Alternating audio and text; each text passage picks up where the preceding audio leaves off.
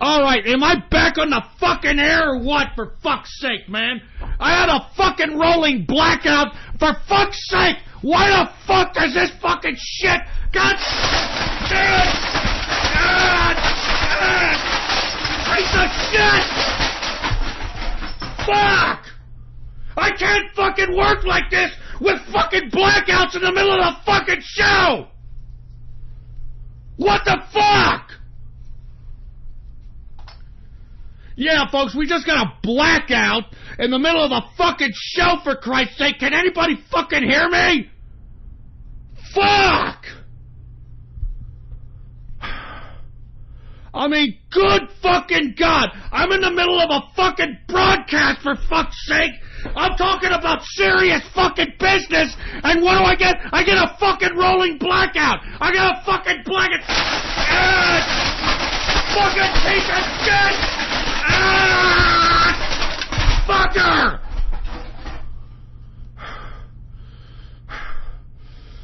Fuck! I hate being disrupted in my own fucking broadcast! I hate being fucking disrupted in my own fucking broadcast! Fuck!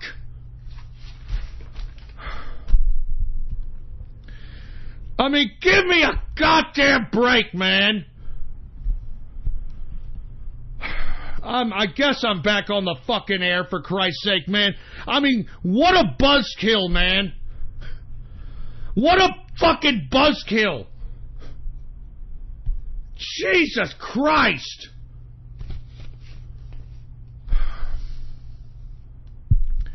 Anyway, folks, look, we had a fucking rolling blackout here. I don't know what the fuck it was about. Obviously, we're having some, like, heat wave out here in Texas, and you got a lot of people fucking using the electricity or whatever the crap. And it just fucks with me, man. I'm sitting over here, I was having a great fucking show! I was having a great fucking show until this fucking blackout happened, man. Fuck! Now I don't even want to do this I'm serious. Now I don't even want to do the fucking broadcast anymore, man. I mean, do you understand how bad this fucking pisses me off, man? All I'm trying to do is do a simple fucking dumbass fucking operation out here for a fucking podcast, and every fucking goddamn time something fucks up. Every fucking time. I mean, do you understand how fucking stressful that is, for Christ's sake, man? Fuck! I mean, I don't even want to fucking do the broadcast anymore, man! I mean, this is fucking, it ruins it! It ruins everything! I literally just had a fucking blackout, man. It just fucking, the electricity just fucking went the fuck out! Why does this shit happen when I'm broadcasted, man? Ugh, fuck! I'm fucking sick, man! I don't even want to, I'm serious, I don't even want to do the fucking I don't want to do this fucking broadcast, man. I mean, this fucking, I mean, you know, I mean, it just throws me off my fucking rhythm, man. We're having a great show!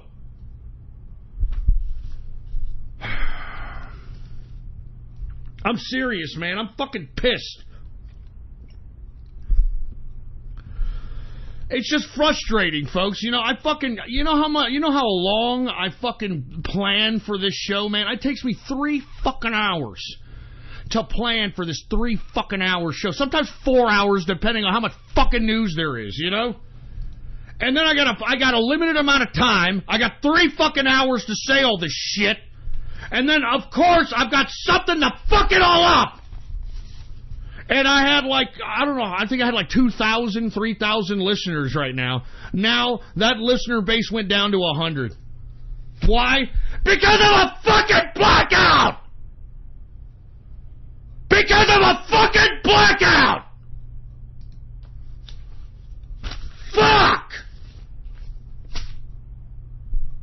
I mean, I'm serious. I don't even want to do the fucking broadcast. I'm not even kidding around. I'm so fucking pissed that I had a fucking blackout. It pissed me fucking off, man. Man, what a fucking time to stop fucking drinking. You know that? What a fucking time to stop fucking drinking!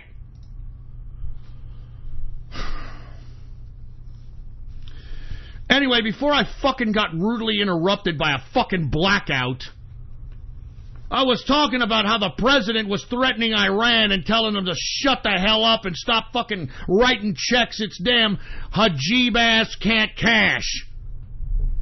And, I don't know, man. I'm so jaded after this, man. I don't even want to broadcast. I'm serious. I don't even want to fucking broadcast, man. I'm fucking tired of this shit, man. I mean, you don't understand, man. It's fucking frustrating. It's fucking frustrating trying to run your own fucking shit. It's fucking frustrating, man. I'm not fucking joking around. And not to mention, not only is it frustrating running your own shit, but it's frustrating when you're not making a fucking penny out of it! I am out for this fucking operation at least $4,000 fucking dollars fucking trying to put this fucking shit up, man.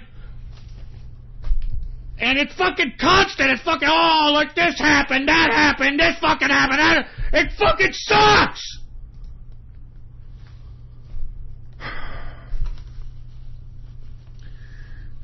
I'm fucking tired. I'm just tired of this shit, man. I'm serious. I'm sorry, man. It's frustrating. It's frustrating as fucking hell.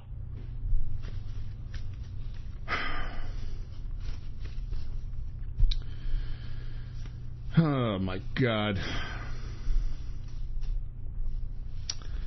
Anyway, folks, I'm sorry, man. I'm so fucking pissed off. You know, I mean, you try and you fucking try and you fucking try and you try to make shit fucking perfect, and you know what? You know, shit always fucks up. You know what I mean?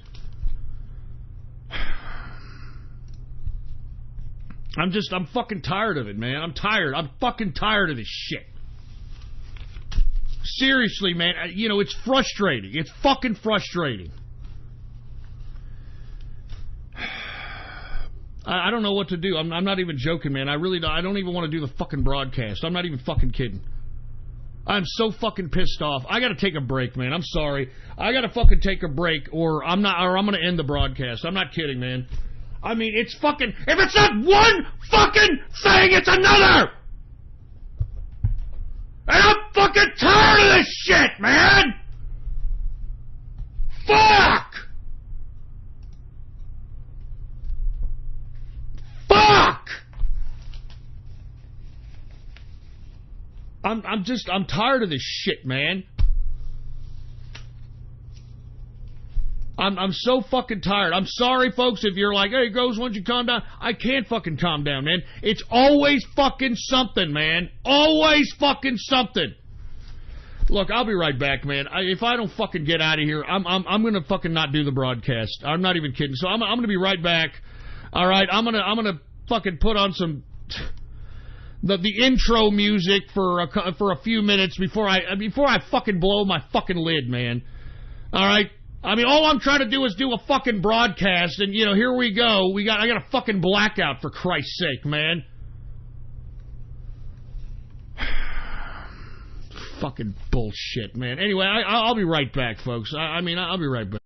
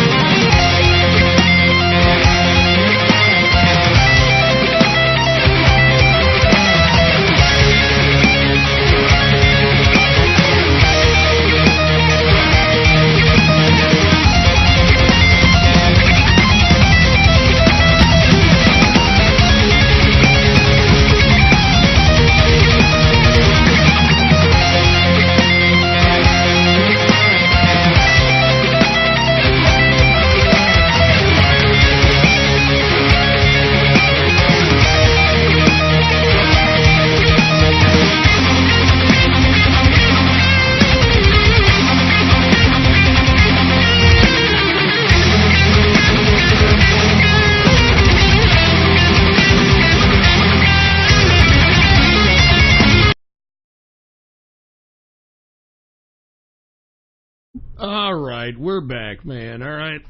All right. Look, sorry I went a little haywire after the fucking blackout, but, I mean, you have to understand, folks, I put in a lot of time, effort, and energy. I'm down, I don't know how many fucking thousands of dollars on this whole fucking setup here. I mean, great, I can do shit like this. Hey, I can do shit like this. Hi, I can do shit like this. Great, I can do shit like that. Great. I'm fucking still down like $3 fucking grand, for Christ's sake, on this fucking crap. Anyway, listen, look. Let me calm down. Let me get back to what I was talking about. Once again, I was talking about how the president tells Iran never to threaten the U.S. again or suffer the fucking consequences. And this, of course, was after the Iranian president, what's the name, Hassan Rouhani, threatens the U.S. with the, quote, mother of all wars. But let me tell you something right now.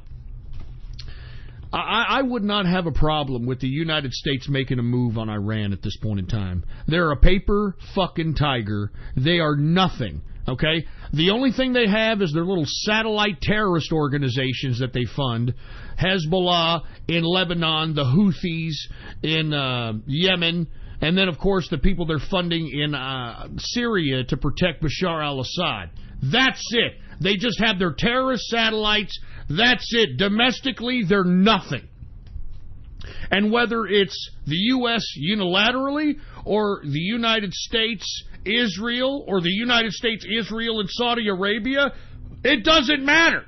I mean, I'm tired of hearing Iran, and not to mention, I want to know what Iran has over the Obama administration. I want to know what Iran has over the EU for them to continuously pay them off. I mean, now that the President Trump, has ripped apart the Iranian nuke deal that Obama orchestrated, why does the EU want to continue that Iranian nuke deal? What does Iran have over these people? That's what we want to know. And because Iran refuses to sit down with Trump at the negotiating table and instead want a saber rattle, well, then maybe we may have to forcibly go in there and find this out for ourselves. And I'm telling you right now, if we go into Iran, the people of Iran would be joyously just having a fucking party. They'd be throwing goddamn roses at us. You want to know why? Because they don't want to be living under this fundamentalist shit anymore. These people are secular. They love America. They want to be Americanized. They're tired of this fucking Sharia fundamentalist bullshit. So anyway, let me move on to another subject, folks. We've unfortunately wasted time because, yours truly had a blackout or something, and as a result, we're sitting over here... I don't know, man. I don't know, man. I don't know. I don't know what's up, man. Anyway, listen. I don't know what that blackout was. I'm going to be honest with you. I have no idea what's going on. But they just put a blackout, and look, it ruins my zone. You know what I mean? It ruins my fucking zone. So I'm sorry. We're moving back. We're moving on with the broadcast. My apologies for the downtime, man. My apologies. Anyway, let's continue going on here. Let's talk a little bit about how the president, aside from him threatening Iran, he also threatened to revoke the security clearances of Obama-era government officials, such as McCabe, Comey, Brennan, the former CIA director, Clapper, NSA director, Susan Rice, Michael Hayden. I mean, and I don't blame the president, man. It seems as if these people with their security clearance are trying to act in a cabal-type fashion to bring down the president. I mean, these are the most vocal voices in the mainstream media trying to degrade the president, trying to spread slanderous lies about the president. I mean, it was the former CIA Brennan who said that the, quote, meeting with Trump-Putin was, quote, treasonous. And what treasonous is what Brennan did as the CIA director. I mean, lest we forget, this man was the CIA director during the reign of ISIS.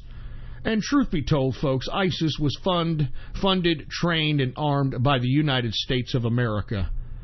I mean, truth be told, that's why Michael Flynn, the former National Security Advisor for the Trump campaign in 2016, the former general, the former head of the DIA, the Defense Intelligence Agency, which is the CIA for the Pentagon, it was Michael T. Flynn that came out publicly that stated, he blatantly stated in an Al Jazeera interview, that it was Obama's willful decision to arm, train, and fund ISIS. And who are the operatives to do such an operation? It would be the CIA. And lest we forget that Brennan, John Brennan, the goddamn former CIA director, is a Wahhabist. I mean, he turned Muslim. I mean, not even Snopes can say yay or nay on whether or not John Brennan can convert it to Islam. So when Snopes can't even lie about it, then what the hell? You know what I'm saying? Unless we forget that John Brennan knows fluent Arabic. Why the fuck would you know fluent Arabic unless you have some level of kinship to Islam? And this is why you had ISIS running amok, folks. I mean, don't you find it odd? I know that there's so many things, so much news that comes your way, that it's occasionally, kind of hard to remember a lot of things, but don't you find it kind of odd that ISIS was running amok during the last part of the second tenure of the Obama administration? Remember, Obama couldn't do anything. ISIS was just going across the Middle East, chopping off heads, chopping off Christians, killing Christians, and supposedly the Obama administration couldn't do anything. They couldn't stop them. Then comes Trump. 98% of ISIS operations have been completely destroyed.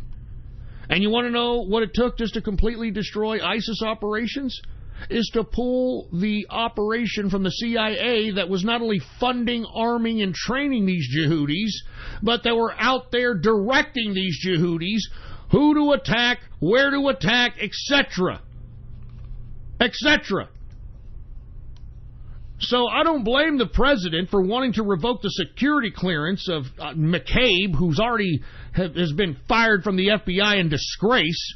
James Comey, the same goddamn thing. We just talked about the former CIA director Brennan. James Clapper, we've already seen him come out and lie many a time.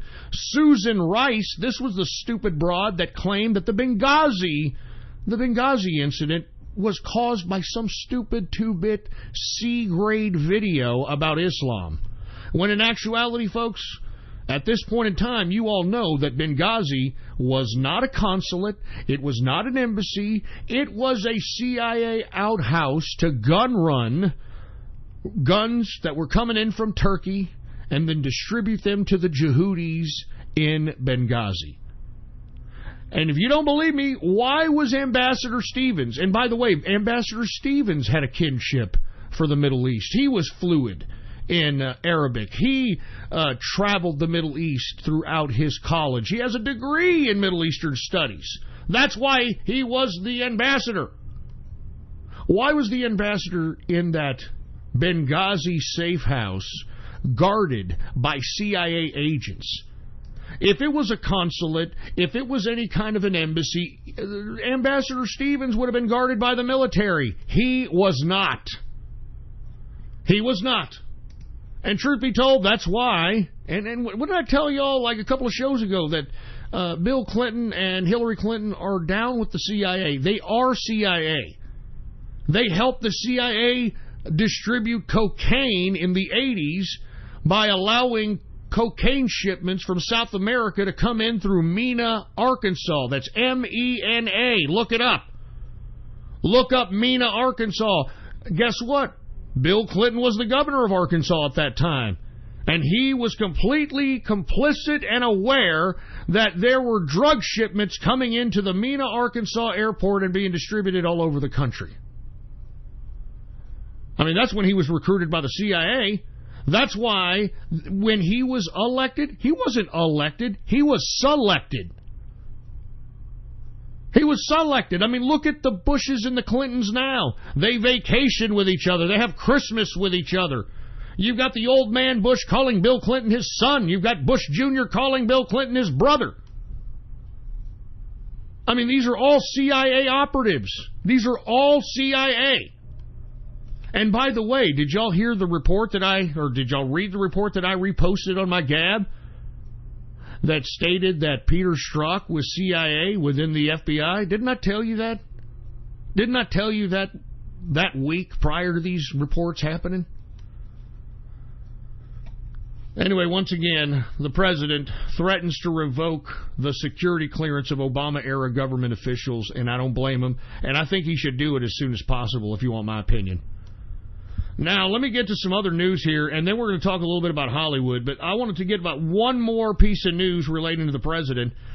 Did you all hear that the Judicial Watch, and let me tell you, Judicial Watch is a great right-wing legal organization. We should support Judicial Watch in everything that it does. It is literally the ACLU of the right wing. And I want to say what's going on to Tom Fitton, who's out there doing God's work in the judicial branch. And for you that weren't aware, Tom Fitton of Judicial Watch won a Freedom of Information Act request to release the FISA warrant that justified the surveilling of the Trump campaign, folks. And the FBI, according to reports, told the FISA court that it, quote, did not believe that Christopher Steele was the source of the September 2016 Michael Isikoff article that implicated Carter Page in Russia collusion. Now, because this is what the FBI told the FISA courts, that they saw this report that was in Yahoo News written by Michael Isikoff in September of 2016 that implicated Carter Page in Russia collusion, and the FBI told the FISA courts that that's why they were justifying the request for the FISA warrant. And they absolutely lied to the FISA judge about the origin of the infamous Russian dossier. They claimed that it did not come from Christopher Steele. Christopher Steele, of course, is the former MI6 operative who was the compiler of the Russian dossier for his employer, Fusion GPS. And guess who paid for that Russian dossier? I mean, Hillary Clinton said she did. And if you want my opinion, folks, I think that the FBI, in my opinion, paid for this document as well. And you want to know how I believe that they did? It is documented, folks, that Christopher Steele, this compiler of the Russian dossier, former MI6 specialty in Russia, that this man was an FBI informant. Yeah, Christopher Steele was an FBI informant. And you know, when you're an FBI informant, folks, you get paid. You get paid for the information that you provide the FBI. And if you want my opinion, it's not fact yet. Just wait till the documents come out.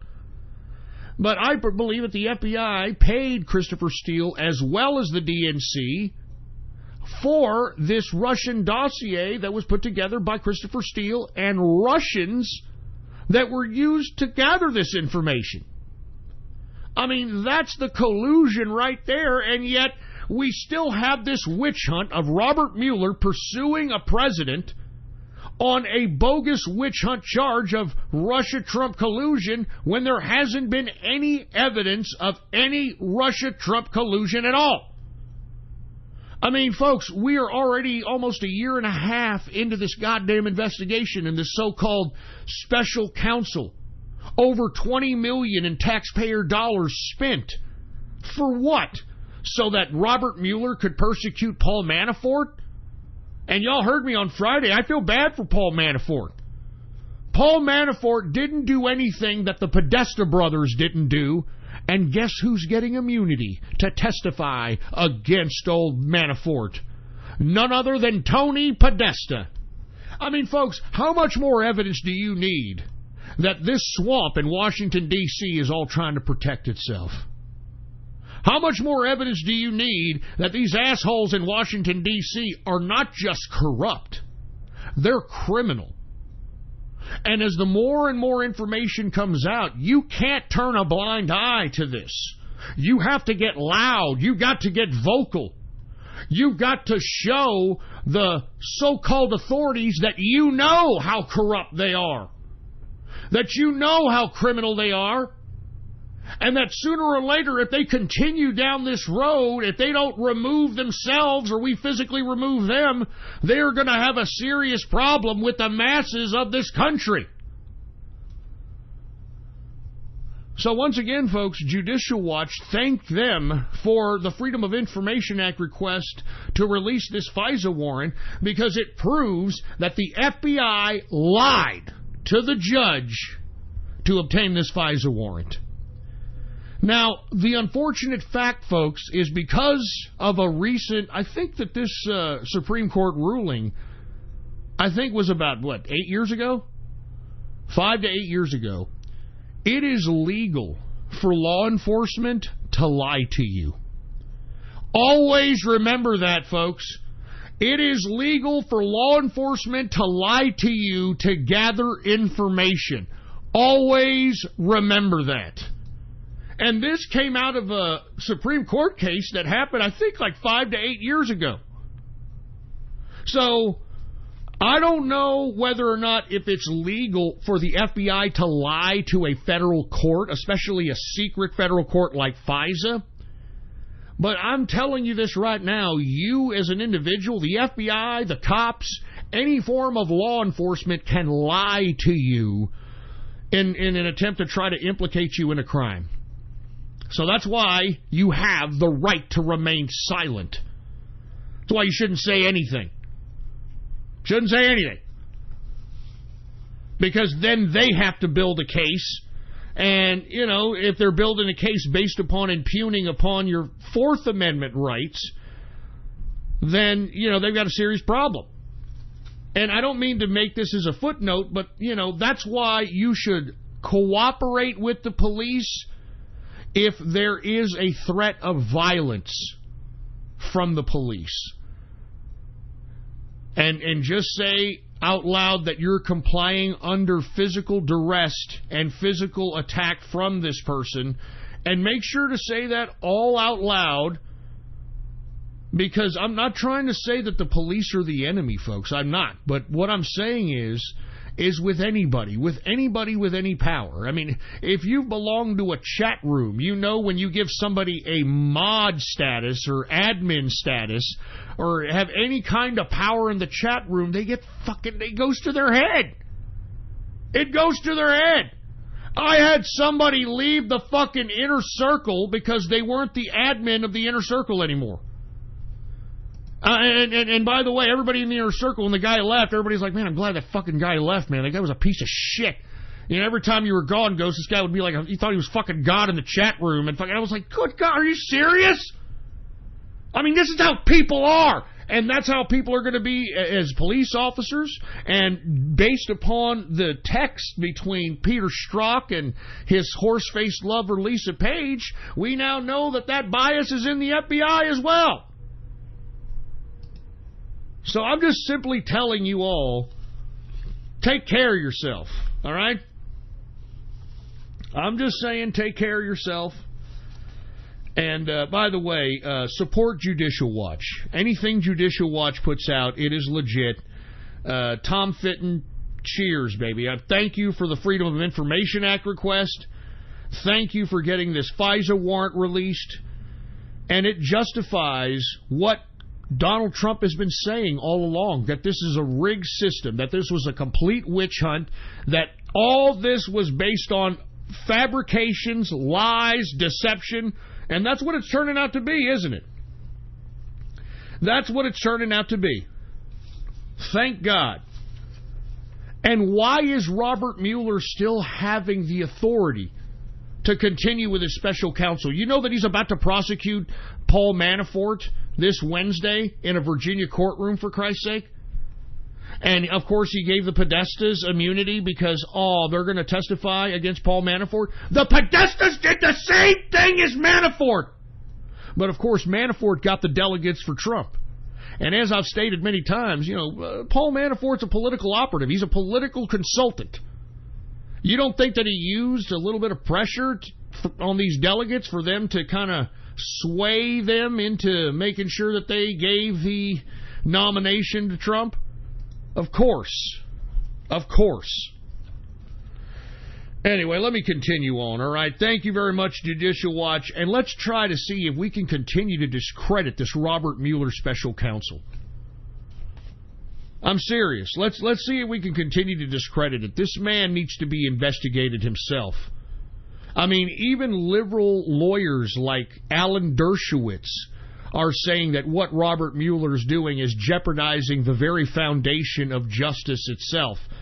And he isn't talking about an independent counsel. He's talking about an independent commission of outsiders to get into what Robert Mueller was doing and what's been going on to supposedly get down to the bottom of things. But we all know the last commission, right? What was the last? Was it the Warren Commission that talked about the JFK assassination? Whatever the last commission was. I think it was the Watergate Commission. That's right. Anyway, any commission you got, it isn't going to get to the bottom of anything. All commissions do is write the historical narrative. That's all they do. They just write the historical narrative. I mean, even George W. Bush said that. George H.W., George Bush Sr., the old man. Did y'all hear him during the eulogy of Gerald Ford? Did y'all hear him? If y'all haven't, I would strongly advise you right now, if you want to see something very freaked out and how evil George Bush Sr. is, why don't you YouTube search right now, George H.W. Bush, Gerald Ford funeral, and I want you to watch him speak a eulogy at Gerald Ford's funeral in which he actually talks about the JFK assassination and laughs when he makes the reference to a lone gunman. That's how sick George H.W. Bush is, man. That's how evil this guy is. This guy's at a goddamn eulogy for an ex-president, Gerald Ford. And the reason that he invoked JFK in that eulogy is because Gerald Ford was a part of the Warren Commission. And in that same speech, in that same eulogy, George Bush Jr. says, no matter what the conspiracy theorists may say, the Warren Commission will have the true historical truth of what happened that very day. That's what he says. That's what he said. So I'm just saying, all right? I'm just saying. I mean, why do you think George H.W. Bush refuses to die? I think he's afraid to die. I think he's afraid. I think he's afraid about what he's going to see in that afterlife for all the evil shit that he did in this planet. I'm not kidding around. I think he's afraid to die. I mean, I thought that he'd be gone by now that Barbara's gone, because he loved Barbara. He loved Barbara, man, but I think he's afraid. I think he's scared to go into the afterlife, baby. Hey, and by the way, thank you very much, Pickles the drummer. I'm going to repost the video for you folks that just want reference of the actual George H.W. Bush eulogy of Gerald Ford. Check out my Gab. I just posted it up. Take a look for yourself. He laughs referencing the JFK lone gunman assassination. I mean, what a sick bastard. And then, of course, says, you conspiracy theorists may say what you will, but the Warren Commission will have the final truth. And, I mean, what a sick asshole. What a sick asshole. Anyway, we are now in the third and final hour of the True Capitalist Radio broadcast. And, of course, I am your host, the man they call Ghost. And once again, I want to thank you very much for tuning in with me. Before we get started on anything else, I'd like to remind everybody to please spread this show link around like wildfire and let everybody you know, let them all know that True Capitalist Radio is in effect and in the house, and we are live every Monday, Wednesday, and Friday, 6:30 p.m. Central Standard Texas Time, right here on the official website of the True Capitalist Radio broadcast, and it is ghost.report. All right, that's all you have to type in your browser. It's that simple. Add it to your bookmarks, add it to your favorites. Ghost.report is the official website of the True Capitalist Radio broadcast. And, of course, if you have not done so, please follow me on my only social media representation on the Internet today, and that's on Gab, folks. If you don't have a Gab account, well, then, by God, get yourself one. It is the last bastion of freedom of speech in social media today. If you want to get yourself a free account, go ahead and get one right now. Type this in your browser, gab.ai, and you can follow me on that social media under the name Politics Ghost. All right, all one word, no underscores. Politics Ghost is the name to follow. All right, now that we've gotten all that out of the way, if you want to be a part of the True Capitalist Radio chat room, okay? And I want to say what's going on to the True Capitalist Radio chat room. How you doing, man? I'm seeing everybody at Capitalist America, Birds of Prey, Insane Energy, Hambone Capitalist, Mule Dog Gaming, TCR 396 Best Episode. What's up, Eagle Cock? What's up, Maine? We got a lot of people in here. Who else do we have in here? We got Hawk Late Milk. We got Ice Cap in the house. We got Jingo Bert. We got Prince in the place. We got Spark in the house. Tesla Cyberheart. We've got Walkaway Master. We've got Black Star Tribe. BP in the house. Chellis. Dab on them tards. Dab on them tards. Come on, man. Anyway, what's going on to everybody in here in the True Capitalist Radio chat room? If you want to be a part of the True Capitalist Radio chat room, I will be in the chat room live after the broadcast. You want to come kick back with us, all you've got to do is go to my Gab account right now, Politics Ghost, and hit the subscribe button for premium content, all right? Hit the subscribe button for premium content, and once you do, private message me on Gab and let me know your let me know your Discord chat name, excuse me. All right, give me a private message on Gab and let me know your Discord chat name. Once you hit that subscribe button, and you will be invited to the True Capitalist Radio chat room. It's that damn simple. Now that we've gotten that all out of the way, it's time for us to talk about some serious business. All right?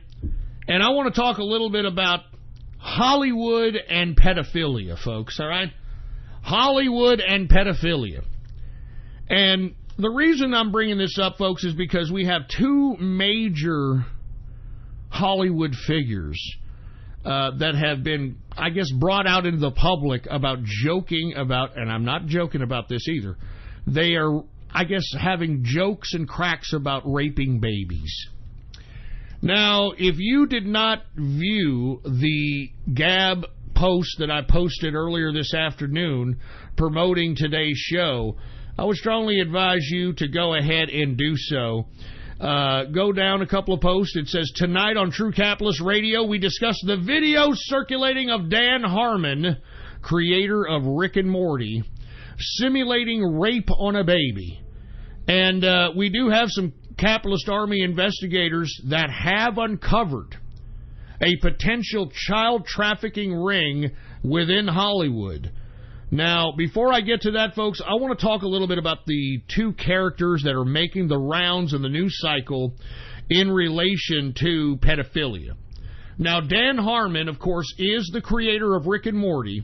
There are videos of him circulating around, videos of a project called Daryl that he obviously made in 2009. These videos were found, obviously, by people that were, scouring the internet, man. I mean, the internet never forgets, folks.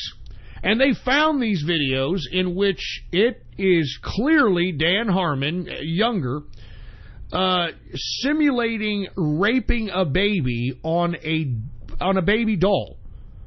On a baby doll as he's narrating in a very sick, disgusting manner. Now, what do I mean by, simulating rape? What I mean is that in the video, Harmon himself actually drops trowel, shows his big hairy ass and his little wang, and actually begins to stick his little wang into the baby doll. I'm not joking, like simulating raping babies, for Christ's sake, man! Simulating raping babies, for fuck's sake, man! I mean, this is what the creator of fucking Rick and Morty is doing out here! That's why I am sick of this cartoon fetish! What did I tell you all about all these people with all these cartoon fetishes, man? Especially if you're over the age of 18, 21. If you're over those ages and you're still watching cartoons, what does it all lead to? Pedophilia! Pedophilia is what it all leads to. That's why you should be very suspect about some man or somebody over the age of 18 that is infatuated with cartoons, that is infatuated with the fandom of cartoons. You should be very concerned about those folks. You should be very concerned about those folks, because I'm telling you from first-hand experience, many of these goddamn people that are infatuated with goddamn cartoons are a bunch of Woody Allen butt-loving pedophiles. Straight up. Now, since these baby rape simulated videos of the creator of Rick and Morty, Dan Harmon, have been circulating the internets, Dan Harmon has since deleted his Twitter. Why are you going to delete your Twitter? Why are you going to delete your Twitter? I mean, he deletes his Twitter like it's all going to go away. Like it's all going to go away. Hey, Dan Harmon, those goddamn videos are circulating the internets all over the goddamn place. And it ain't never going away. You and your disgusting fat hairy ass with your little wang simulating baby rape on a fucking baby doll. And I'm telling you, folks, it's about time that you start understanding that this Hollywood thing is not just a Hollywood pedophile thing. It's a leftist thing. It's a Democrat thing. I mean, what is the LGBTQ, which is left in political nature, what is the LGBTQ doing now? I've talked about this on many shows. LGBTQ are now a protected class. And now that they're a protected class, and if you happen to hit them and say faggot or something, it's now a federal hate crime. Now that it's acceptable for these people to go out and have oral copulation between two men across the street from an elementary school, and it's protected by the First Amendment, now that they have all these rights, now that they can marry, what are the LGBTQ doing? They're going after your children. They're going after your children, for Christ's sake, and that's what I'm telling you. It all leads back to children when it comes to these Democrats, with these leftists. They want to make it okay to have sexual relations with children. And it all comes back to that, folks. I mean, Hollywood, how many times do we have to go through this? How many leftists do we have to expose as Woody Allen butt-loving pedophiles? How many of these people do we have to expose before you realize that if you're for the Democrats and if you're for the left, that you're for sexualizing children? That you're for pedophilia? Yeah, this is Dan Harmon. He's a mainstream leftist. He hates Trump. He's been talking a bunch of leftist garbage. And lo and behold, I mean, this is a video circulating of the creator of Rick and Morty from 2009. From 2009. Of him dropping trowel. I'm talking on video. You see his hairy ass. You see his little wang. And he's simulating raping a baby doll. And you see, why are they doing this? Why are they doing this? I'm sure Dan Harmon, if we got him and we sat him down and asked him, hey, Dan, you sick, twisted, fat-in-the-ass, man-child, autistic pervert, why the fuck did you do this? Why did you do this, Dan Harmon? Why are you simulating baby rape? And you know what he's going to say? I'll tell you what he's going to say. Dude, it's just a joke, dude. It's just funny. I'm just trying to be edgy. I'm just trying to be comedically edgy, dude. You know? That's all I'm trying to do. I'm trying to be edgy. I mean, you shouldn't joke, first of all, about pedophilia, let alone having yourself really in real life drop trowel and pretend that you're penetrating a fucking baby! And why are they trying to joke about pedophilia? Because they're trying to desensitize it, man. Don't you understand? This is the next step in leftism. I mean, I find it ironic and also disgusting that these same leftists are the same ones who are arguing that they supposedly care about these immigrant children that are being separated from their parents. Huh? Makes you wonder, why are they so concerned about immigrant children being separated from their parents when they're trying to sexualize our children here in this country? Now, this is not an isolated incident, folks. Another Hollywood mainstream hotshot unfortunately got his clock cleaned digitally because he's a leftist and he's a Democrat and he hates Trump. And I'm talking about this asshole, James Gunn, the director of Guardians of the Galaxy. He recently tried to pick a fight with the right wing and talk garbage. He thought he was a little quick, little sarcastic, little funny, cute, little arrogant prick on Twitter. But then when those of us on the right decided that we were going to go look into his Twitter, and let's go back deep. Let's go back far back in his Twitter. And lo and behold, folks, we found tweets that were unbelievably horrid. And once again, what's the common theme with these tweets? He's joking about pedophilia. He's joking about pedophilia, for Christ's sake. And look, even though James Gunn is trying to delete his Twitter, now that old tweets that he posted are coming back to haunt him, he's trying to delete his Twitter, but you know what? The internet never goes away. It's still around, James. And we've got all these tweets. And I want to just let you listen to some of the tweets that were in the actual background of James Gunn, director of Guardians of the Galaxy. I want you to hear some of the things that he calls, quote, a joke. This tweet was 9:49 a.m., March 12, 2011. James Gunn. This hotel shower is the weakest ever. Felt like a 3-year-old was peeing on my head. Oh, look at this guy, huh? Huh? Look at this. Look at this right here. Here's another tweet. This is on April 4th, 2009. He's actually tweeting at somebody and saying, I remember my first NAMBLA meeting. Yeah, he said that. It was the first time I felt being okay with who I am. Some of those guys are my BFFs. And if you're not familiar with what NAMBLA is, it is the North American Man-Boy Love Association. Yeah, this is a leftist organization.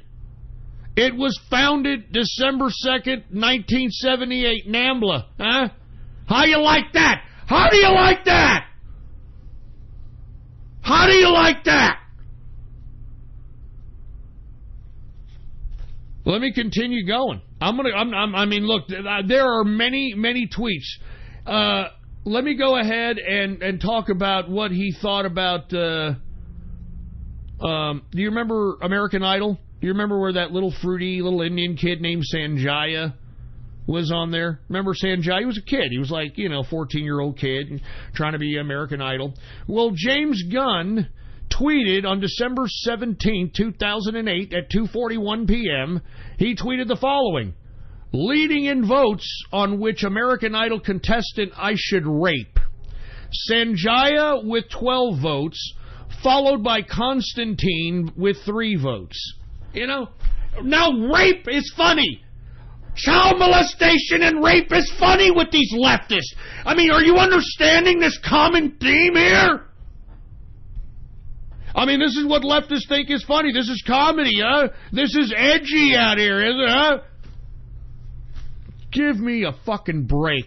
James Gunn, the director of Guardians of the Galaxy. Let me read you a couple of more, okay? He's tweeting at somebody. This is July 5th, 2009, 8:51 a.m. He states the following: I like it when little boys touch me in my silly place. Shh. I'm not joking. These are real tweets. And look, after the show, I'll go ahead and tweet I'll gab, I should say, all these tweets. They're all screenshotted. I've got a link to them, so just in case you want to pass them around out here, okay? Let me give you one more. This is James Gunn. This is August 27th, 2008, 10:10 a.m. Just made a joke about ass raping my friend when she was asleep. And you wonder why all these leftists are raping and child molesting? This is an insight to the mind of your average everyday leftist right here, all right? This is the insight of your average everyday mind. And not to mention, you would think that since he was a leftist, he'd be, okay, with certain groups of people, like the LGBTQ. Well, let me read you this tweet that he put out at 2:46 p.m., June 10th, 2008. He tweeted the following: laughter is the best medicine. That's why I laugh with people with AIDS. I mean, isn't this guy a leftist? I mean, shouldn't this guy be pro-AIDS or something? And look, he makes fun of Mexicans, too. Let's look at this, okay? Mr. Leftist, James Gunn, he tweeted this on June 30th, 2008 at 7:23 p.m. He tweeted the following: I burnt my tongue on an enchilada, you fucking Mexicans. I mean, I'm not joking. It never stops. It never stops. Look at this. Here's another one here. This is August 15th, 2010, okay? The Expendables was so manly, I fucked the shit out of the little pussy boy next to me. The boys are back in town. Yeah. This is not a joke, man. I'm gonna continue going. One more, and then I'll stop. February 4, 2009 at 9:30 p.m., he tweeted the following: this may be the plant version of adopting a damaged 12-year-old girl who steals your money and accuses you of molesting her. I can't. These are just so sick. But this is it. This is Hollywood joking about pedophilia, joking about rape. This is it, huh? Now, if those tweets aren't shocking enough, believe it or not, Disney has fired James Gunn. And believe it or not, he actually has people who starred in Guardians of the Galaxy coming out in his defense. They're actually trying to justify these tweets. What is that stupid ex-wrestler, that muscle-bound freak Batista? This guy's coming out for him, trying to take up for old James Gunn. You've got other co-stars of this goddamn Guardians of the Galaxy that are trying to vouch for this pedophile. And on top of that, folks, there is actually a petition going around. A petition to force Disney to rehire James Gunn. And guess how many signatures that petition has? 250,000 pro-pedophile signatures. Do you understand where the left is coming from? 250,000 signatures on a petition? That's leftism right there. That's Democrats. That's socialism. That's communism. That's LGBTQ. That's feminism. That's all that balled into one. And I'm telling you, folks, what the hell is it going to take before we start realizing that it is a battle? It is a battle against good versus evil. And what more evil is it than to victimize a child? And if you are some sick maniac who wants to victimize a child, what easier place than Hollywood to get your prey, to get as many victims as possible. Now, I'm going to get into a exclusive that the Capitalist Army has been investigating. And we're going to bring in one of the Capitalist Army members on the broadcast here in just a second. But let me give you what happened. Since all this has hit the fan, Dan Harmon, James Gunn, and all this conversation about pedophilia has began, you had people that are related to Hollywood coming out on various social media basically stating that they have to tell the truth, that they can't keep it inside anymore, etc. And as a result, one of our members of the Capitalist Army was able to get into a DM exchange with a character actor in Hollywood. I'm not too sure if I should say his name, but we'll just call him Isaac. Okay? And this is not a troll. This is like kind of a B actor, so to speak. And one of the members of the Capitalist Army got into a conversation in direct message on Twitter with this B actor, and you're not going to believe what this son of a bitch said. We're going to talk here in the next couple of minutes about what this gentleman said and what he has been exposed to, what he's privy to, and you know, we're gonna air it all out. We're gonna air it all out right here, right now on the broadcast. All right. So with that being said, here, let me go ahead and call the True Capitalist Radio Capitalist Army member here, and wait for him to get into the chat room. Oh, he's here already. There we go. Well, without any further ado, let me go ahead and turn this up here really fast. What's going on? Are you there, Trumpet? Yeah, I'm here. All right, go ahead and talk again so I can see if you have good levels here. Yeah, well, I did get an interview. What you said is true. I got an interview with Isaac from Twitter.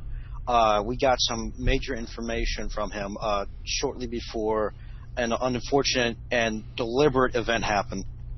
Yeah, let me get into some background here. Now, what happened was that you got... well, hold on just a second. Okay, now what happened was that you actually got... you got into an email exchange with this fellow Isaac. This fellow Isaac is a B-movie actor, and you have screenshotted everything and have given the screenshots to me, so just in case anything happens. Now, as you were getting into this detailed conversation with Isaac, who lives in Hollywood, who is a B-movie actor, as you were getting into this conversation, he was about to unleash some very, very sensitive information relating to the culprits of potential child trafficking. That's when Twitter, in the midst of your DM exchange with this individual, decided to ban not only the account that you were doing the direct message in, but they also banned your account that was unrelated to anything related to your account, to your blog. So you are, from now on, because of that DM, you can no longer be a part of Twitter. You can't register for Twitter. It won't let you get another Twitter account, etc. Is that correct? That is correct. However, his account was not banned. It's still up. Mine is. And it was not an email exchange. It was a DM exchange over Twitter, and it was exclusively over Twitter. Yeah, it was a DM exchange over Twitter, exclusively over Twitter. Now, the person that you were talking to, his Twitter is still up.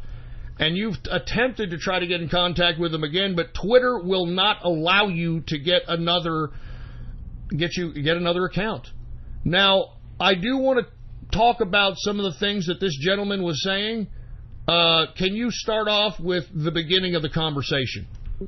Yes, I can. Let me just pull up the beginning of the thread. This started last night, shortly after I was alerted to somebody from the True Capitalist Radio chat room that alerted me to this profile, and I was eager to get in contact with him, and I attempted to get in contact with him at about 8:30 last night. About 30 minutes after I sent the first message in which I wanted to talk to him, he started off his conversation saying, "It is the linchpin." I asked him what the linchpin was, and he used the word pedophilia. And I asked him why he referenced pedophilia with linchpin. And what he said is that they use it on kids to break them and disassociate them so that they will be pillable and follow their handlers. And I immediately asked him after that how long he had seen this go on and how many kids he had thought had happened to him. And he said they use it on multiple kids. He didn't give me a ballpark estimate. He said multiple kids to break them and so on and so forth. And he said he became aware of this last April, which was April 2017. It was in a viper's den, and he had no idea how pervasive it was until he found out people that he knew and were close friends with and even he loved were part of it. I asked him what the viper's den was, and he said to me it was a trafficking ring.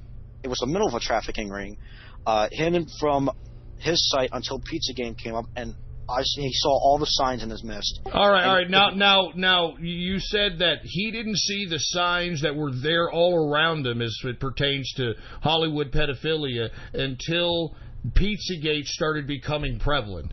And when Pizzagate started becoming prevalent, that's when the signs started coming out, and he started identifying this child trafficking ring. Now, who did he allege? This is all alleged. Who did he allege was at the head of this child trafficking ring in Hollywood right now? He said he alleged two people at first. He gave me a few more names, but this is alleged. I can't confirm it. He gave me the first two names, which were Seth Green and his wife Claire Grant. I asked him, how deeply they were involved. He said that they were involved bigly. And at this point, not so much because of what was going on in Los Angeles and everybody, quote-unquote, shitting bricks, per se. And I asked him, if they were how long they've been a part of this group. And they said he can't remember how long they have been, but he knew about their involvement late April last year, which was 2017. I asked him if the group had a specific name or if there was a code word for the trafficking ring. He said that he could not remember the name and he was not aware of one. And I also asked him who else was a part of it and if he could remember the names. He gave me 4 other names, and again, this is all alleged. I don't have, definitive proof, but I have the screenshots of the chat. He gave me the 4 names which he alleged were in the ring, which is David Yurovsky, Matt Cohen, Dan Ferguson, and James Gunn. Whoa, James Gunn. I mean, we're just talking about James Gunn. Now, you did say Seth Green and his wife were at the helm of this child trafficking ring. Now, I mean, of course, this is alleged, but it would make sense that Seth Green would be the head or at least a recruiter of these types of children because he himself was a child actor. I think that one of the first child movies that I saw Seth Green in, I think he was like 3 or 4 years old. So this is a lifelong Hollywood member, and lest we forget, I mean, we were just talking about Dan Harmon, the creator of Rick and Morty, and how he was simulating baby rape. Lest we forget that we have Seth Green, a big-time player within the Adult Swim networking of this type of content. Remember, he has a couple of shows that he produces himself. So, I mean, it makes sense. Now, the other names, we know James Gunn. Do you have any idea who the other guys are? Are they... the Cohen guy sounds to me like somebody who's probably an agent. I mean, are these lawyers? Do you know the other guys in the 4 names that he gave out after Seth Green and his wife? I know I did research on 2 of the guys. The first one I did research on, Yorowski, was actually the first director for the first 2 Guardian of the Galaxies movies. And Dan Ferguson is not a big-name Hollywood star, but he is a producer for the Conan O'Brien show.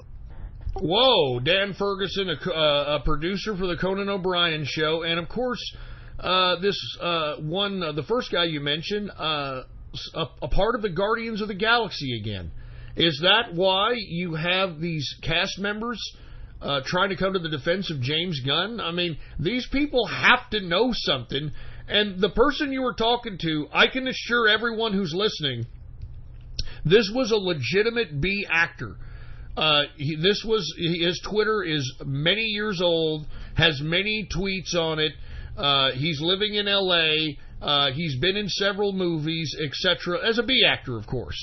And now he's seeing the light, and he, in good conscience, can't keep it to himself anymore, and that's why he confided in Trumpin in a DM, and continue on with the DM, and up until the point in which, for whatever reason, Twitter decided, which is the first I've ever heard in my life, where Twitter bans you right in the middle of a direct message.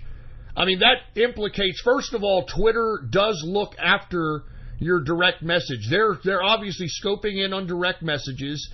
And secondly, they are obviously culprits, since they're trying to stop the conversation about such a subject matter. They're obviously culprits, or at least at the very minimum aiding, abetting this pedophile ring that this man was trying to unearth to you. I mean, that says a lot about where Twitter's coming from, right?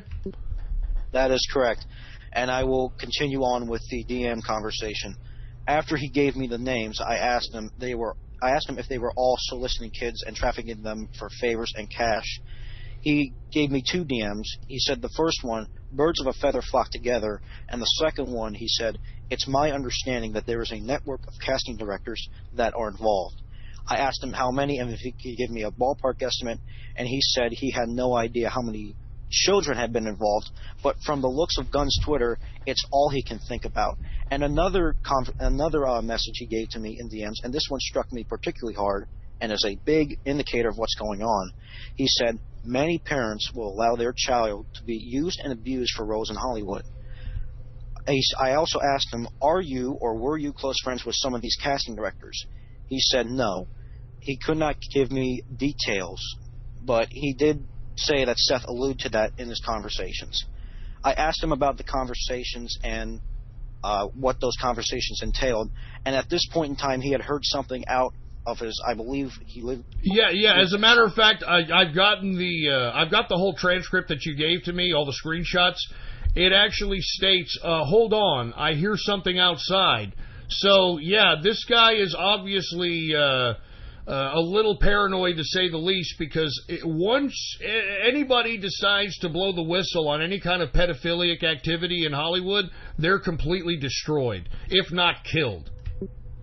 That is correct. And after he had come back, he began to go into full detail of exactly his experience with Mr. Green and his wife Claire, and I will put it into first-term perspective. He wrote me the following.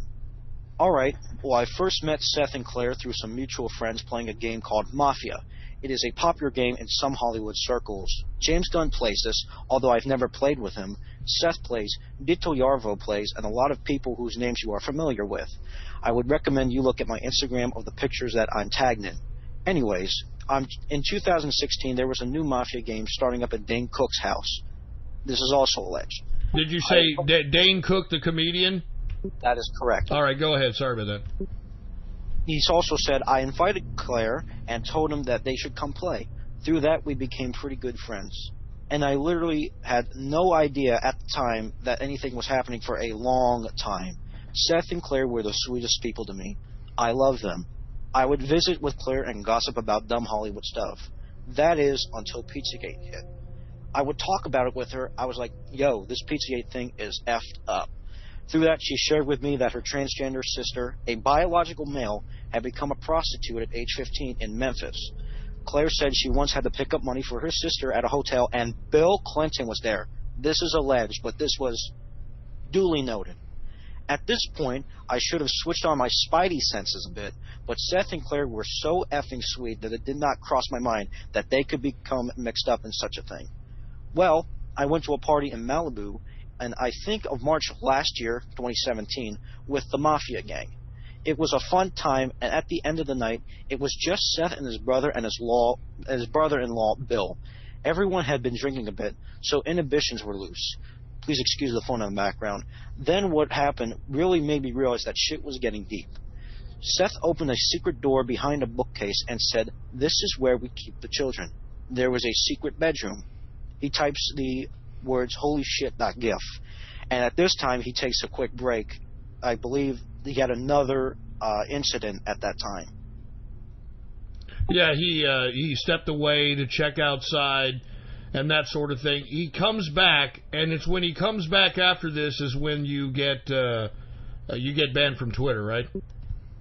It took about an hour after that second leave, so on and so forth, but we did also get a little bit more information, a little bit more deep into the conversation. This is the second part of it. He said, okay, so after he showed me the bedroom, we left and drove back to Studio City, where my car was, at a guy named, and this is also alleged that he's in the group, Tyler Shields' house. As I was getting out, I, quote-unquote, lost my phone, never to be seen again. I have speculation about the phone, but it's just that, speculation. Anyways, when I first got home, I was worried, but I wanted to laugh it all off because I thought it was a joke. Side note, as we were leaving the Malibu house, I noticed that something smelled horrible, like literal death. I also asked him if he was contacting anybody on his phone and if that may be the reason why his phone went missing. He said, well, my speculation is that they wanted the phone to go through it and see who I was talking to and what I was saying. But again, that is pure speculation. So anyways, I wanted to just play it cool and not cause any waves. Plus, I thought I could laugh it off and really, really wanted to believe it was a joke. And I asked him when he found out that it was not a joke at all, or when it hit him that it might not be a joke at all. And he said, when I was over at Seth and Claire's one afternoon, and Seth said, we need to have a talk about chicken. I asked him what the term chicken meant. And he said to me that chicken is a pedophile code for children. Whoa. And having thoroughly researched Pizzagate, he knew about the symbols and code words.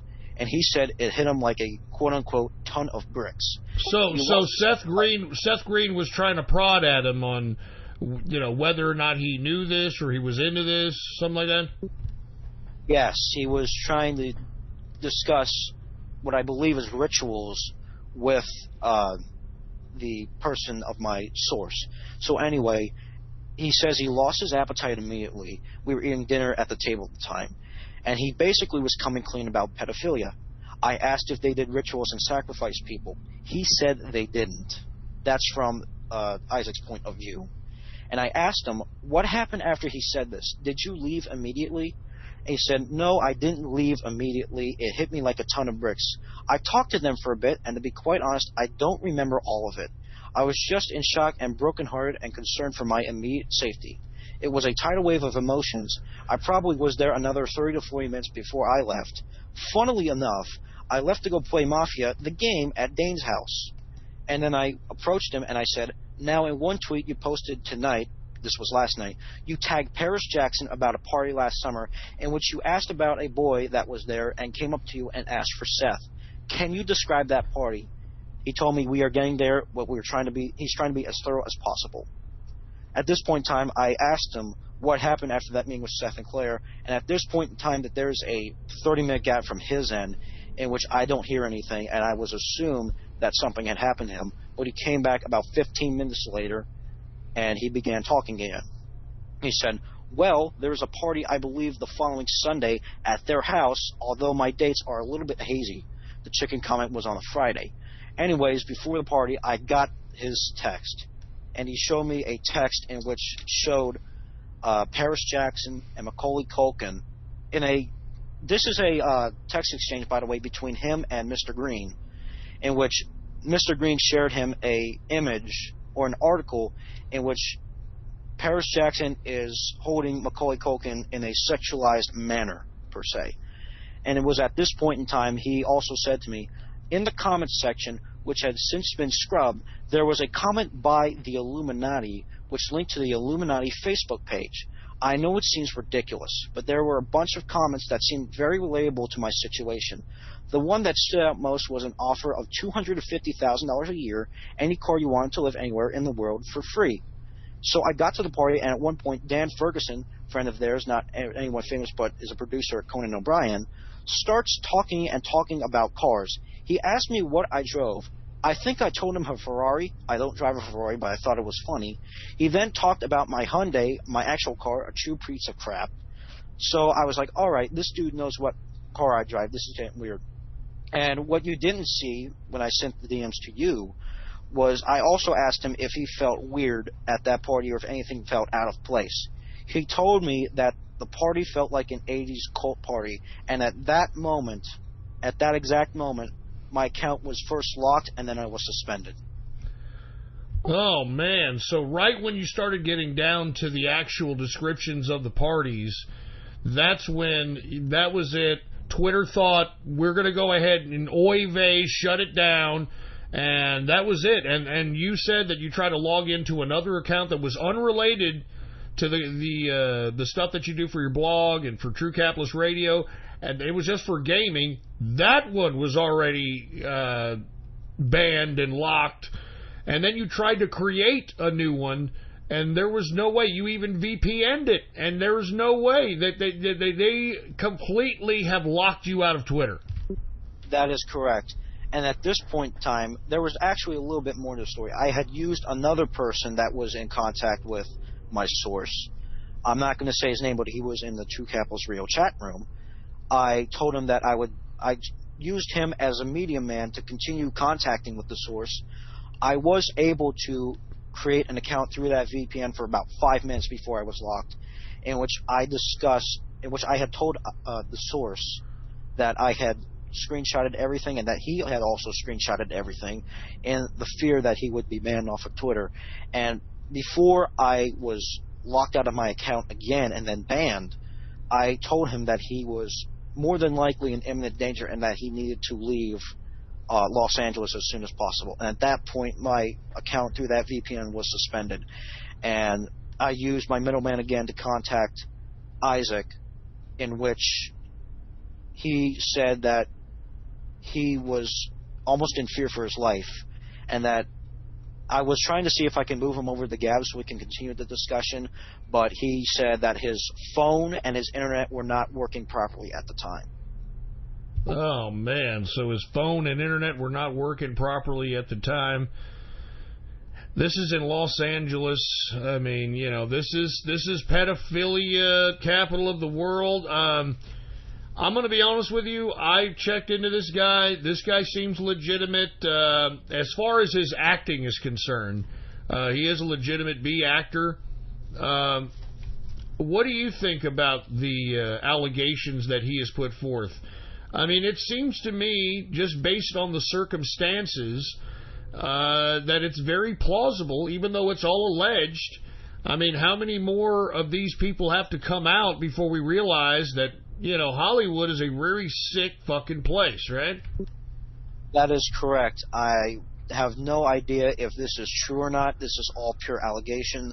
But the fact that he was talking in such a detailed manner and remembered most of everything is a sign that this is legitimate. Now, I'm not going to go on the record and say that this is legitimate, but I'm going to continue investigating and seeing if I could reach out to anybody else that may have a similar story and would like to get it out. Now, are you planning on writing any of this down? Are you planning on, trying to document this so that anybody who wants to kind of click links and go into this rabbit hole of disgusting Pizzagate-like pedophilia, you planning on doing that? Yes, I am planning on doing it as soon as possible. I have no idea when it will be finished, but I will try to get it out as soon as possible in a clear and effective manner so that the people of America can understand that this is not a joke, that this is real, that this is Even though this is allegations, this did happen, and we're going to try and convey that message as basic as possible to the American public. Well, man, I'm telling you, when I first heard about this and what y'all did in the and that's why I keep telling you, I mean, this is what's happening in the True Capitalist Army, right? Our True Capitalist Radio chat room. I mean, this is an investigation that culminated from the chat room, from the brainstorming of different folk. Am I correct? That is correct. And that's why I keep telling people the True Capitalist Radio chat room is where it's at, man. And I want to say thank you very much for doing your investigations, and the rest of the people in the True Capitalist Radio chat room that contributed. Do you want any final thoughts? Do you have any comments or anything that you want to say? This was a very, very crazy incident. Obviously, this guy who divulged this information should be taking the necessary precautions to save himself, etc. Do you have anything to say, man? Yes, I do have a few things to say. I'll be as brief as possible, but this is my first thought, and this is to my source. If you are by any means listening to this broadcast, or if you're listening to me right now, I need you to do two things for me. You need to create a Gab account so we can continue this discussion, and you need to leave Los Angeles as soon as possible. Your life is probably, or more than likely, in danger. And my second thought is, if there's anybody else out there that is listening to this broadcast and has a similar story, please contact me through Gab as soon as possible. My Gab is the God of Rage. If you have anything to say, contact me as soon as possible, and I will make sure that your voice is heard. All right, Trumpin. Well, thank you very much for doing everything that you can within your power to, unearth this information. Very, very serious stuff, and, stay safe, man, especially yourself now that you have this information. I will take care of myself. Thank you very much for having me on tonight. All right, no problem. Thank you for coming on, man.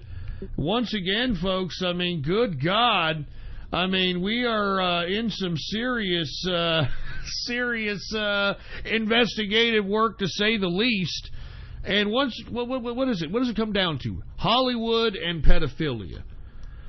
Now, the only reason that this person was able to come out and be public about this is because of the videos of the Rick and Morty creator Dan Harmon and his simulation of rape on a baby in his so-called 2009 Project Daryl.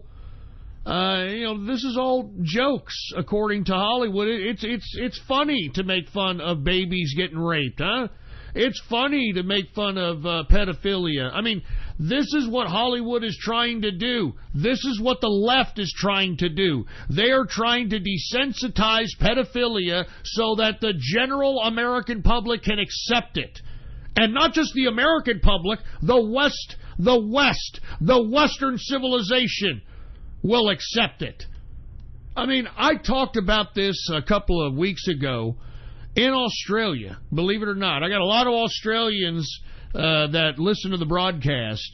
They told me that on ABC, their version of ABC, which is their government-funded network, believe it or not, it's funded by the government of Australia, they actually were promoting the notion that you as an adult need to have the consent of your toddler in order to change her diaper or its diaper. Can you believe this? Can you believe this? I mean, what slippery slope is that going down? That you need your toddler's consent to change their dirty, soiled diaper? They are trying to go down the slippery slope of sexual consent, folks. Do you understand? I'm telling you, you can deny it all you want to, but this is an objective of the left. This is an objective of the LGBTQ community. This is the objective of Democrats. I mean, do you think it's any correlation that Islam and liberals are in some kind of a political marriage right now against the right? I mean, what do they have in common? What does the left have in common with Islam? Islam is throwing homosexuals off buildings and executing them, chopping off their heads. I mean, Islam doesn't like trannies. They're suppressing women. I mean, what is the bond that's bringing the left and Islam together? Folks, it's pedophilia. It's pedophilia. Because lest we forget, folks, that in Islam, it's perfectly okay to marry a 9-year-old girl. I mean, isn't that what the Prophet Muhammad did? Aisha? Huh? He married 9-year-old Aisha. She was just fine to just marry and deflower. Huh? That is the common denominator, folks. That's why you have Democrats, leftists, and Islamists coming together in a political marriage. There is no other linkage or no other type of direct correlation with these people other than the fact that they want pedophilia legal. Because like I said, the Islamists, they want to throw gays from goddamn buildings. They want to behead anybody who is going against the Prophet, against the book of the Quran, going against Sharia law.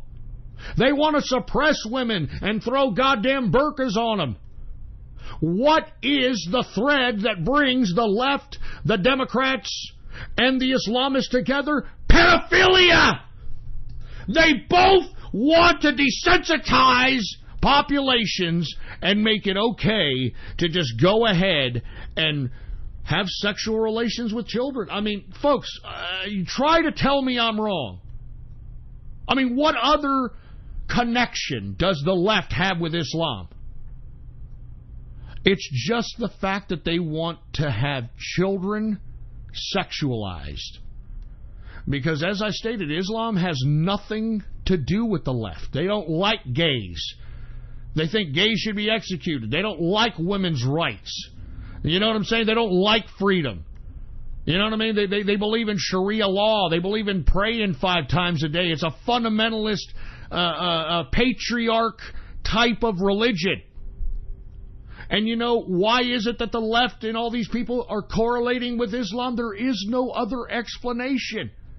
There is no other explanation other than the fact that these two groups are sexualizing children. And that's why I'm telling each and every one of you, you better start recognizing that that's the difference between us and them. That's the difference between us and them.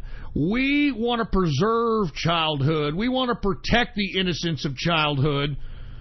We want to make sure that children are not exposed to not just homosexuality, heterosexuality. We want to preserve the innocence of children until they are of age to make a decision on what sexuality or whatever kind of sexual acts that they want to go into. We're trying to protect womanhood and preserve manhood on the right. That's what we're trying to do. We're trying to promote a union between man and woman because that is the natural state of humanity. You need a mother and father to raise a child, and that's what we're promoting here on the right. What are they promoting on the left? The sexualization of your child. The segregation of women. Or I should say the subjugation of women. I mean, I can go on and on, folks. I mean, you have to understand that's the difference between us and them. Anyway, I've gotten, man, I'm sorry about the power outage that we had here for about 30 seconds. I don't know what the hell that was about. We are having a heat wave out here in Texas. It was like 105, 106 degrees Fahrenheit in San Antonio. So I'm sure we were working the electrical grid. And, I'm sure that's a consequence of working the electrical grid, man. I mean, 30-second little blackout there. But it fucked with my goddamn broadcast. And I don't know how it's going. I don't know how it recorded as far as it on my end. So, the archived episode of this broadcast may take a little bit because I may have to put 2 pieces together and make it one, etc., all right? But before we go, I want to get to the last part of the broadcast. I know we talked a lot about Hollywood, pedophilia, great interview with Trumpin and the expose that he did. We were talking about POTUS. We talked a little bit about how Judicial Watch wins a Freedom of Information Act request to release the FISA warrant. I want to talk a little bit about this mass shooting in Toronto. Now, it happened, I believe, last night. 2 dead, a 10-year-old girl and an 18-year-old female, 13 wounded. Now, the initial video that came out showed a culprit in all black that just kind of went up and started shooting restaurants and cafes in this kind of busy district of Toronto. And this suspect was just, I guess, shooting indiscriminately. Now, at first, I thought maybe it was Antifa. Because, every time I say it's the religion of peace, I've got some numbnut somewhere on Gab saying, why do you have to be so judgmental? What if it isn't? I mean, Islam is a religion of peace, or whatever, all right? And not to mention, he was wearing all black, and I made a judgment call that maybe it was ISIS, but then again, or maybe it was Antifa, but then again, Antifa does wear the same thing as ISIS, so, your guess is as good as mine, but according to reports, now it comes out that it was the religion of peace, folks. I'm sorry. It was the religion of peace. Suspect has been identified as Faisal Hussein. He died in a firefight with police in relation to this Toronto mass shooting.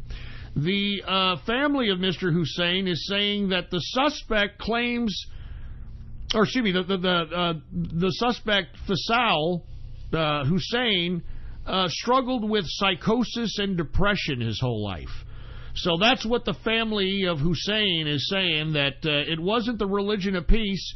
It was psychosis and depression. We just happened to be Muslim. Sorry! I mean, come on, man.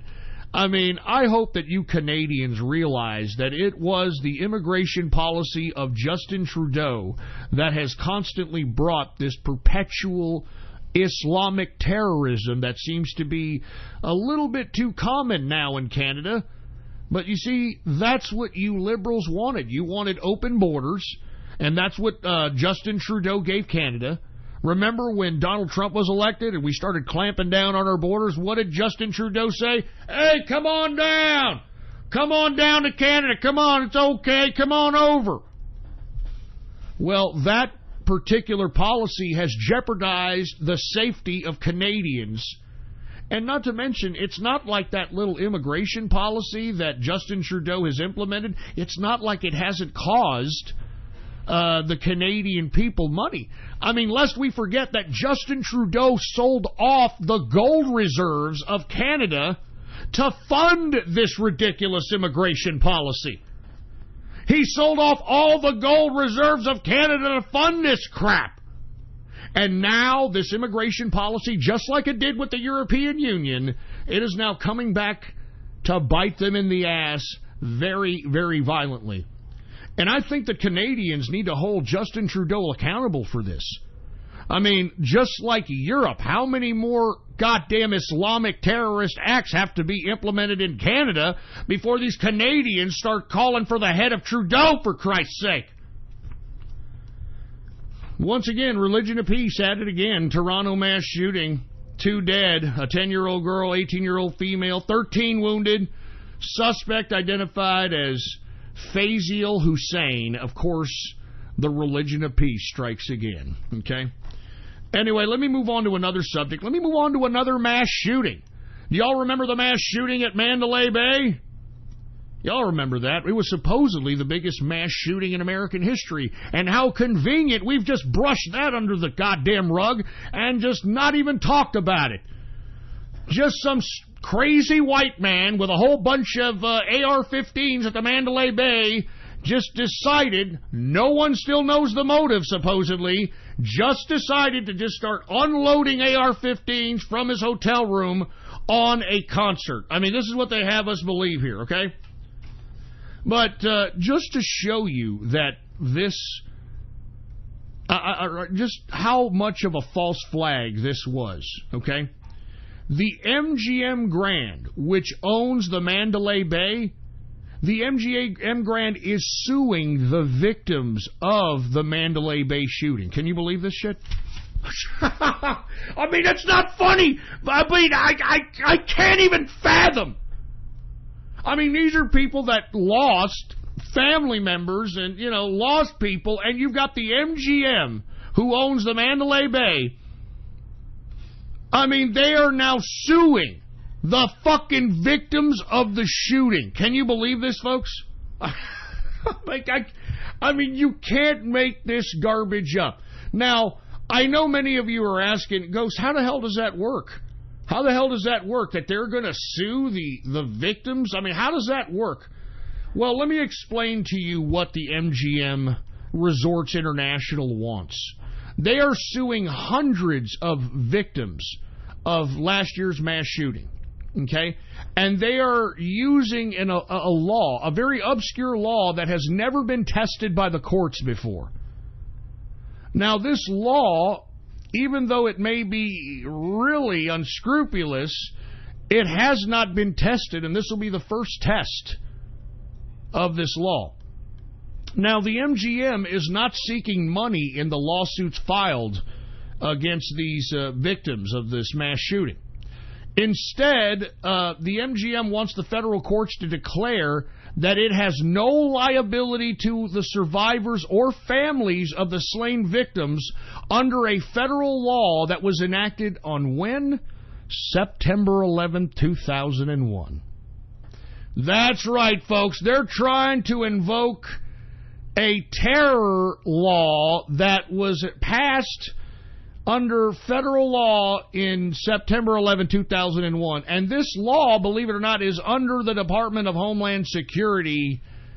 And they think by suing the victims that they will be absolved of any kind of liability from this shooting.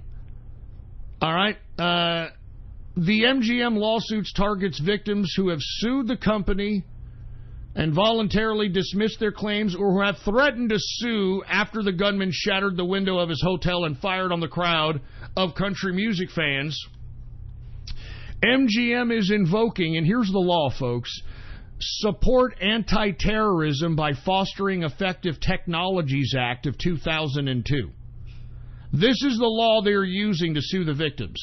The Support Anti-Terrorism by Fostering Effective Technologies Act of 2002.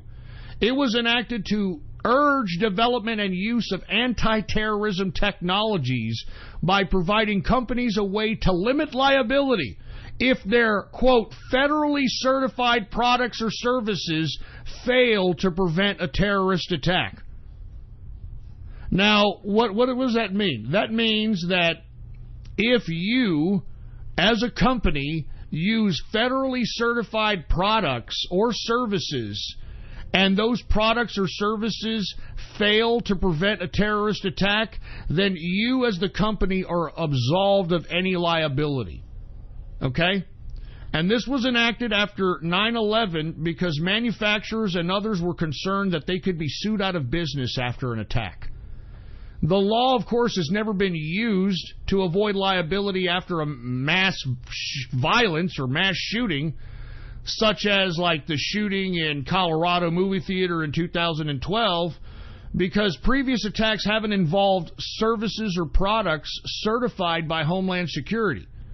The department has only approved about 1,000 services and technologies, including airport screening equipment and stadium security.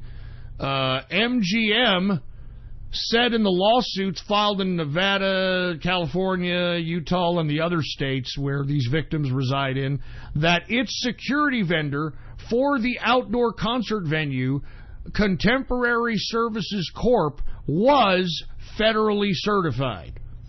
And because Contemporary Services Corp. Was federally certified, MGM believes that they are absolved of any liability that was caused by the shooting that happened in their hotel at Mandalay Bay. And this is what they're suing the victims for. They don't want, the MGM doesn't want any money. They just want a ruling in favor of the MGM falling under the Support Anti-Terrorism by Fostering Effective Technologies Act of 2002.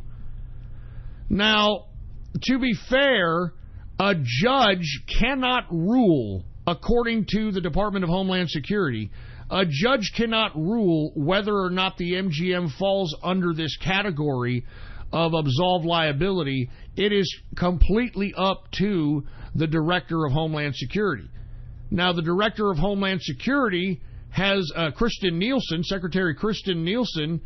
Not only does she have the authority to make the call, and I don't think that she has made the call thus yet. MGM is arguing that Kristen Nielsen not only is the one that makes the authority to call, but her public statements supposedly make clear that the attacks meet the law's requirements.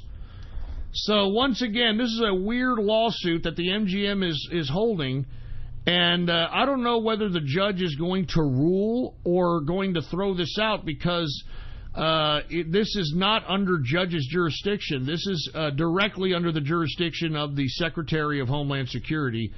But we shall see what culminates of the MGM Grand suing its victims. I mean, man, that is just hardcore. I mean, what kind of a soulless, disgusting piece of trash are you? You're suing victims that were killed, involving your properties, your services, your events. I mean, what? Just because you had a federally certified security that was overlooking the goddamn concert, you're supposedly going to be absolved of liability? I just can't believe this, man. I just can't believe this. Anyway, look, I'm going to talk about this last subject, and then I'm out of here. Did you hear the European Union Commissioner? This is the only international news we have today, unfortunately. But the European Union Commissioner, Phil Hogan, not Paul Hogan. Paul Hogan was Crocodile Dundee, mate. EU Commissioner Phil Hogan says it's time to, quote, bully Trump back. Quote, we will put him in his place. Can you believe this? I told you this is how these goddamn pompous European pieces of crap think about us Americans, for Christ's sake. We have been overly funding this imbalanced trade deal of, what is it, $180 billion imbalanced trade deal we have with the EU? And because we've been just completely docile in this trade deal and just been constantly giving them this $180 billion on a consistent basis every fucking year, now that we're trying to renegotiate this, the European Union, our, quote, ally, is claiming that it's time to bully back Trump. We will put him in his place, according to the European Union Commissioner Phil Hogan. Can you believe this? I mean, these are our so-called allies. Do you understand why Donald Trump is, playing hardball with the EU? This is how pompous these assholes are. They think that we owe them. We owe them this imbalanced trade deal. Not only do we owe them this imbalanced trade deal, they think that we owe them all the money we give to fucking NATO. We give 4% of our gross domestic product. 4% of our gross domestic product to NATO. And what does NATO do? It protects these European ungrateful faggots. It protects them from who? Russia. And we've been paying this NATO protection, we've been paying this imbalanced trade deal to the European Union for decades. Decades. And now that we want to just, look, Trump is not saying that we want to be even keel 50-50 in our trade deals. But by God, we've got to knock off some of that deficit. I mean, we're $180 billion in a trade deficit on an annual basis with the EU. The least the EU could do is chop off about $40 billion. Stop the fucking tariffs on American goods and allow us to compete in your markets, allow us to sell American goods in your markets. But they don't want to do that. They're acting like pompous Eurocucks that think that we owe them. They think that we owe them, for Christ's sake. And I'm tired of it. I'm tired of these EU Eurocucks thinking that we owe them, that the world owes them. And I'm glad Trump is putting these people on notice. And I'm telling you this right now, EU, you want to go to a trade war with America? Bring it on. Because where are you going to offset the $180 billion that you're just expecting to receive on an imbalanced trade deal from America on an annual basis? Where are you going to make up that $180 billion? Where in the hell are you going to make that $180 billion up? You can't. You're not. I mean, as a matter of fact, not only are you not going to make that $180 billion up, but you're now bowing down to Iran. And you're promising Iran that you'll purchase all the sanctioned economics out of Iran. You promise that you're going to supplement that for Iran to continue this Iranian nuke deal. I mean, these are our allies. Remember, EU is supposed to be our fucking allies. These aren't our fucking allies. The EU is not our allies.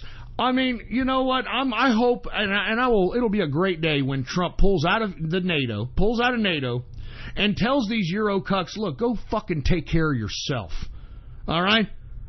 And you know what? You don't want to trade with us? Go fuck yourself. We don't need you. Okay? Get the fuck out of here. We'll go trade with somebody else that's appreciative. I mean, don't you people understand? You don't think that other countries will pull innovation out their ass and roll out the red carpet so that we can spend money in their country? You ungrateful fucks? I mean, that's what I don't understand. And even, like I said, worst case scenario, we don't have any trade deals with the EU, with China. That's almost $800 billion that would have been leaving the United States, staying right here in America. And how is that a negative thing? How is that a bad thing? Can somebody explain that one to me? How is it a bad thing that we're going to keep money that was traditionally going out every fucking year? We're keeping it here in America. How is that a bad thing? It isn't a bad thing. It's a good thing. That's why we have all these fucking assholes that think they want to go to a trade war with us. We got them by the balls. And there's nothing they can do about it. They can sit here and talk and yap and fucking yap. That's all they can do. They don't have the economic backbone to sustain such a goddamn economic war with us here in America. They don't have the backbone to do it. And you know what? What are these people going to do? What is China going to do? Is it going to just start a trade war and watch its economic house of cards fall down? Watch people starve to death in China? Destabilize its country? It's got to capitulate in some capacity. I mean, what is the EU going to do? Is it going to just go ahead and allow itself to go into a depression? I mean, seriously, folks, I mean, are they trying to nosedive their own economies? I mean, the thing for them to do is do business with us in America, okay? And like I said, Trump is not asking for a 50-50 even keel deal here. He's just asking, hey, EU, we got a $180 billion annual trade deficit. Can you chop off $40 billion? Can you open up some products for us? Can you stop charging tariffs on some of our products so we can sell it in your fucking country? Same with China. We got a $600 billion trade deficit with China. Hey, China, why don't we cut off $150, $200 billion of it? You still have a surplus on us.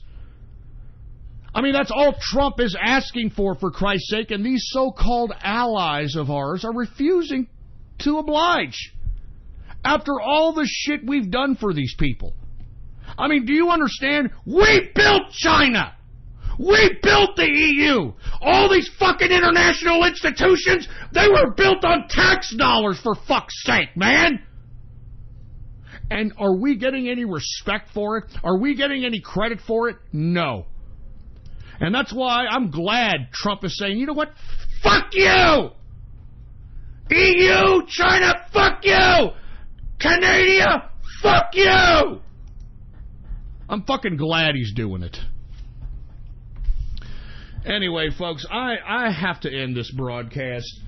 once again, I don't know when this archive is going to go up because I'm probably going to have to put 2 fucking clips together because we had a goddamn power outage right in the middle of the fucking show. And once again, I'm sorry if I got a little off keister during the power outage, but man, I just, you know how it is, man. I'm running my own show out here, and, I'm fucking putting all this time, fucking effort and energy into it, and then it fucks up, and it just pisses me off. I'm not making money off this shit, all right? I'm not making money off this broadcast, all right? I appreciate everybody who purchased a autograph. Don't get me wrong. You guys... you guys have helped me pay for the switchboard and the extra computers and the services and that sort of thing. But we're still down. I still what did I pay? Almost $400 for the fucking website that I got, and whatever. Either way, I appreciate you guys supporting the broadcast, and for you guys that are listening in.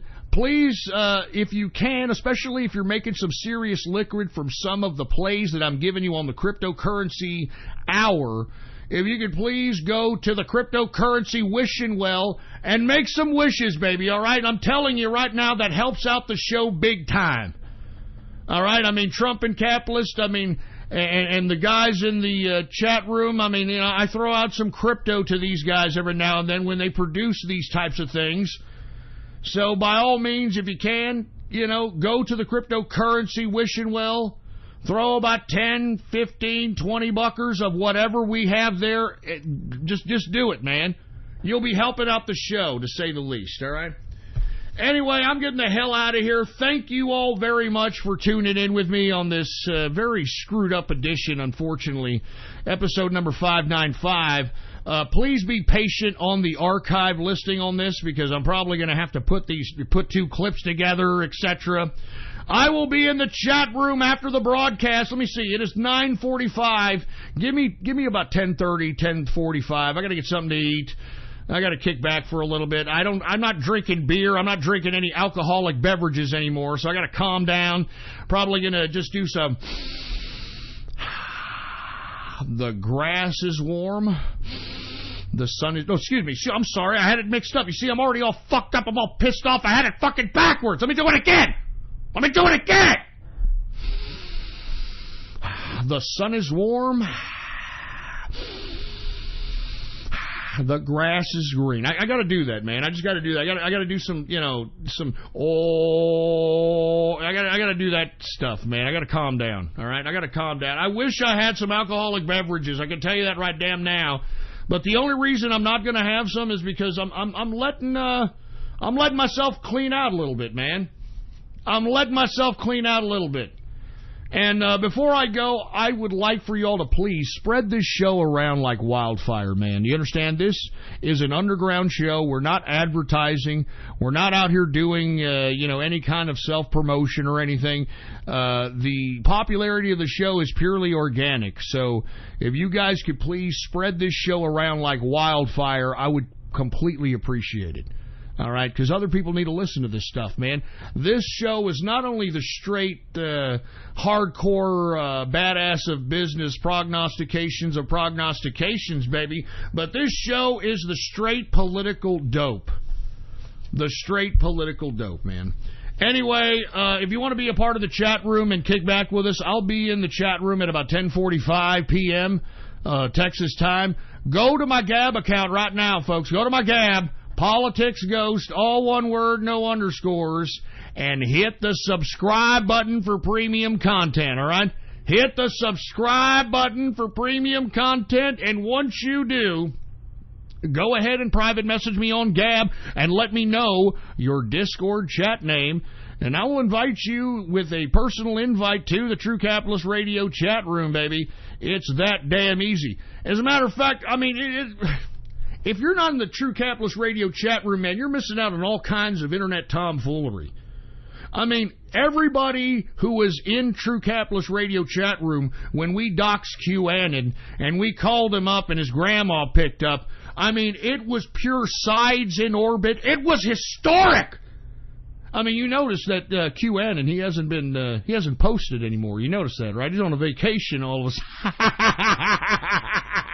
He's on a vacation all of a sudden. He's on a permanent vacation. He's on a permanent vacation courtesy of the capitalist army, baby. You understand that?